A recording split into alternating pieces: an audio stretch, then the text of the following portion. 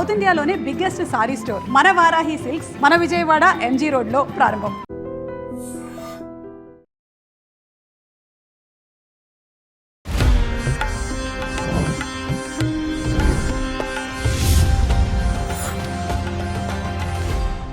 శ్రీ గురుభ్యో నమః. శ్రీమాత్రే నమః. శాంతాకారం భుజగశయనం పద్మనాభం సురేశం విశ్వాకారం గగనసదృశం మేఘవర్ణం శుభాంగం లక్ష్మీకాంతం కమలనయనం యోగి హృద్యానగమ్యం వందే విష్ణుం భవభయహరం సర్వలోకైకనాథం. లక్ష్మీం క్షీరసముద్రరాజతనయాం శ్రీరంగధామేశ్వరీం దాసీభూత సమస్తదేవవనితాం లోకైకదీపాంకురాం శ్రీమన్మందకటాక్షలబ్ధవిభవద్బ్రహ్మేంద్రగంగాధరాం త్వాం త్రైలోక్యకుటుంబినీం సరసిజాం వందే ముకుందప్రియాం. ஓழ்கியுலகளந்த உத்தமன் பேர்பாடி நாங்கள் நம்பாவை குச்சாத்தி நீராடினால் தீங்கின்றி நாடெல்லாம் திங்கள் மும்மாறி பெய்து ஓம்கு பெரும் சென்னெலூடு கயல்கள பூங்கவளை போதில் பாரிவண்ணு கண்படுப்பத்தேம்காதே புக்கிரிந்து சீர்த்த முலை பத்தி வாங்க குடம் நிறைக்கும் வள்ளல் பெரும் பசுக்கள் நீங்காத செல்வம் நிறைந்தேலோరెంబావాయ్. మూడవ పాసురంలో గోద తన యొక్క భక్తిని ఇంకా ఏ విధంగా చెప్తోంది అంటే, చెలులారా, పరమపురుషుడైనటువంటి శ్రీ మహావిష్ణువు తన యొక్క దశావతారాలలో వామనుడిగా జన్మించాడు. అంటే చిన్న బాలుడిగా, ఆకారం చూస్తే చాలా చిన్నదిగా జన్మించాడు. అయినప్పటికీ కూడా ఎన్నో విశేషాంశాలు చేశాడు.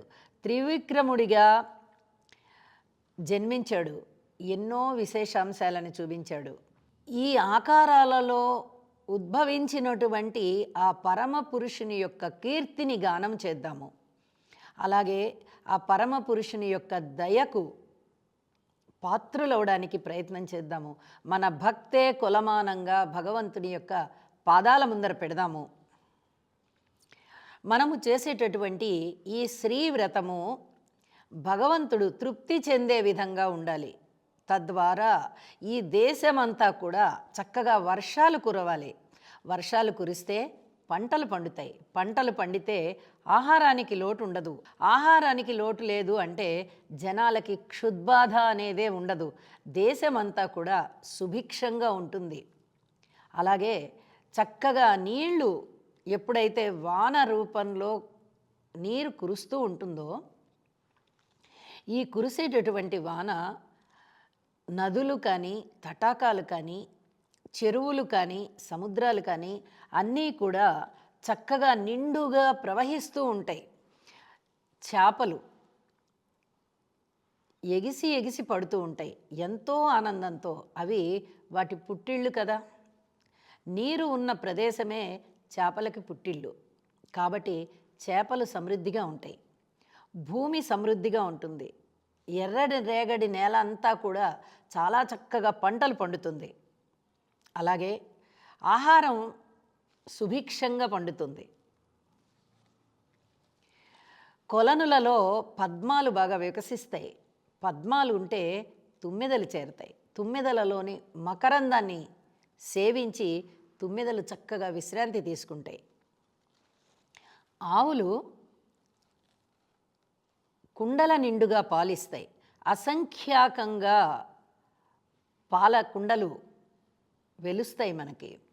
అలాగే భగవంతుని యొక్క భక్తికి మనము పాత్రులవుతాము. దేశము సుభిక్షంగా ఉంటుంది.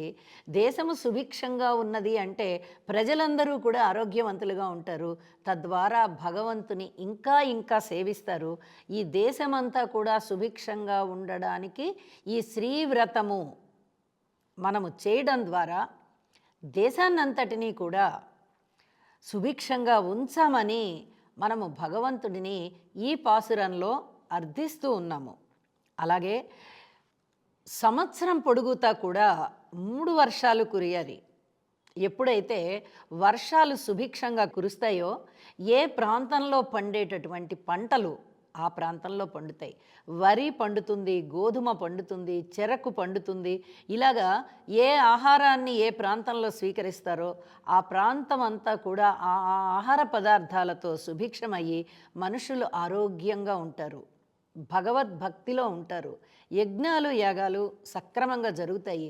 భగవంతుని పట్ల చక్కటి జ్ఞానంతో ఇంకా ఇంకా భగవంతుని స్తుతిస్తూ పూజిస్తూ యజ్ఞయాగాదులు చేస్తూ ఈ దేశమంతా సుభిక్షంగా ఉండడానికి వారు కూడా పాటుపడతారు.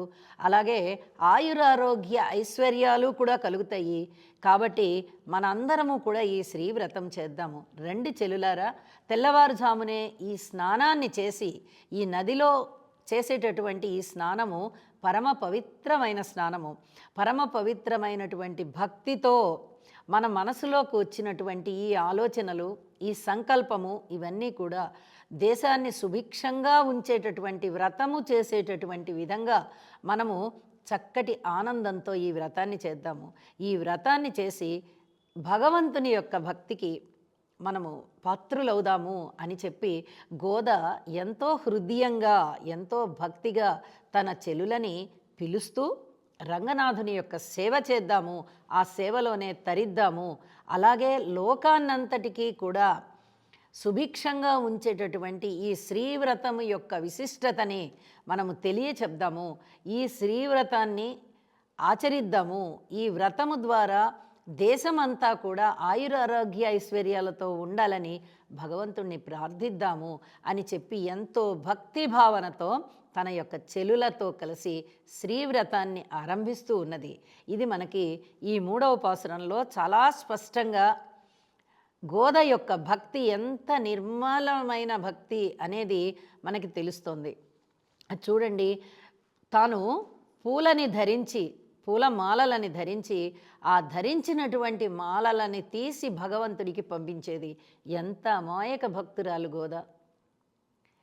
అలాగే తన యొక్క ఈ శ్రీవ్రతము ద్వారా శ్రీరంగనాథుడు ఈ ప్రపంచం అంతటికీ కూడా క్షేమాన్ని కల్పించాలి, ఎవరికి కూడా క్షుద్బాధ ఉండకూడదు, దేశమంతా సుభిక్షంగా ఉండాలి అనేటటువంటి ఒక గొప్ప ఆలోచన చేసినదై నిండు మనసుతో విశాల హృదయంతో చేసేటటువంటి ఈ వ్రతము యొక్క ఆలోచన ఇదంతా కూడా మనకి ఏమని స్ఫూర్తినిస్తోంది? నిష్కల్మషమైన మనస్సు ఉండాలి, నిష్కల్మషమైన భక్తి ఉండాలి అని చెప్పి తెలియచేసేటటువంటి ఈ గోదా మనసు మనము కూడా ఇలాగే ఉండాలి. ఈ విధంగా మనలో ఉన్న చెడ్డ లక్షణాలు ఏవైనా ఉంటే వాటిని పోగొట్టుకొని విశాల హృదయంతోనూ అమితమైన భక్తి తత్పరలతోనూ మనము కూడా ఉండాలి, భగవంతుని సేవించాలి అని చెప్పి మనము కూడా తెలుసుకునే విధంగా ఈ పాసురం ఉన్నది అని చెప్పి మనము తెలుసుకుంటూ ఉన్నాము. ఇక భగవంతుని భక్తి 30 రోజులకి గోదాకి ఏ విధంగా పండింది అనేది ప్రతిరోజు తాను చెప్తూ ఉన్నటువంటి పాసురాల ద్వారా తెలుసుకుని 30వ రోజున గోదా ఐక్యమైపోయి భగవంతునిలో గోదా కళ్యాణం చేసుకుంది. ఆ రోజునే ఇది కూడా మనము ప్రతిరోజు ఏ విధంగా జరిగింది, చివరి రోజు ఏ విధంగా జరిగింది అనేది కూడా తెలియచెప్పుకుందాం. శుభం. And for more videos, Please subscribe to iDream. Please subscribe to iDream. Please subscribe iDream. And please subscribe to iDream. For more videos, subscribe to iDream. please like, share and subscribe to the channel. Congratulations, iDream. subscribe to iDream. Subscribe to iDream. So subscribe to iDream Media. iDream ki iDream team అందరికి huge congratulations. Please subscribe iDream Media. Please subscribe to iDream. Subscribe iDream. Please subscribe to iDream. iDream అంటే నా కళల ఛానల్ను subscribe చేసుకున్న నోరు తిరుగుతలేదు, మీరైతే గంట గుర్తు కొట్టండి. For more such videos, please subscribe to iDream. Subscribe to iDream. Please subscribe to iDream. Please subscribe iDream Media. Please do subscribe to iDream. Please subscribe to iDream Media. For best entertainment and information, please subscribe iDream. And don't forget to subscribe to iDream.